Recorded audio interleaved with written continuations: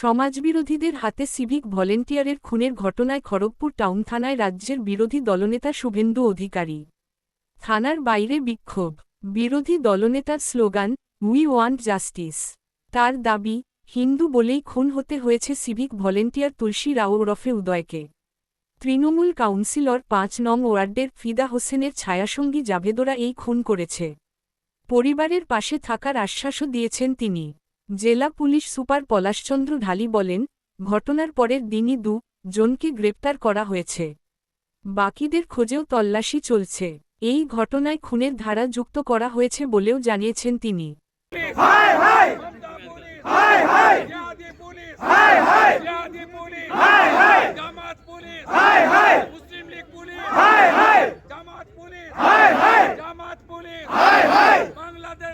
बनाने दूंगा,